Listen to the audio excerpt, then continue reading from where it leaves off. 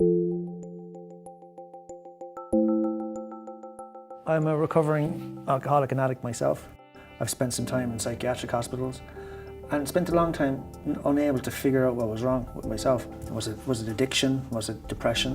When I found sailing, it transformed me. It transformed how I looked at therapy, how I looked at the help I got.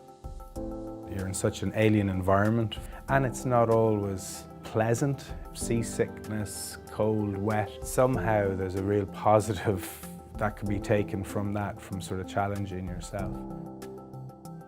I trained as an educational psychologist, and the more I sort of realised that there were more children struggling, there were more mental health issues arising, it just seemed clear to me that we weren't doing enough to address other aspects of a child's development and well-being.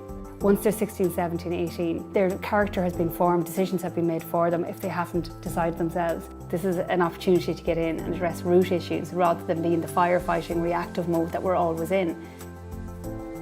Everybody knows in Ireland that we have a housing crisis, but we also have an affordability crisis.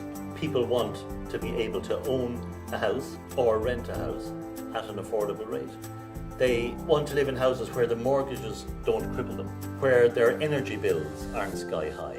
People have a real desire to live in sustainable communities.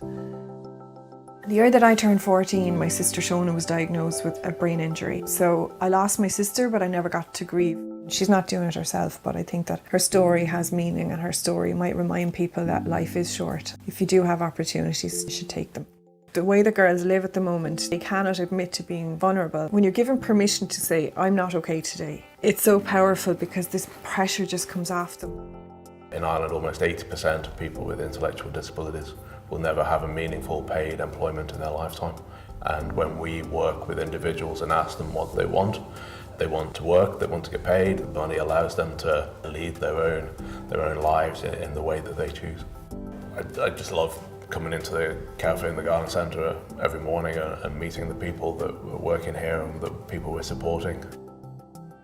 Kids need to be taught to think both creatively and critically. I really saw that it's an opportunity to give all kids the potential to engage in these subjects. The future is bright for STEAM education, and by only dipping in and putting our heads under the water can we pull ourselves up and keep going.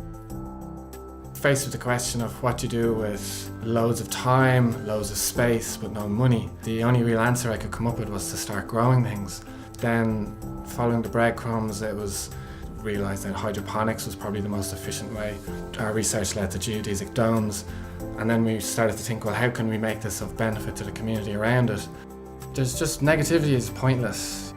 It's just focus on something, anything, no matter how small it is, so long as it's positive, and then just watch that grow and see where that can take you.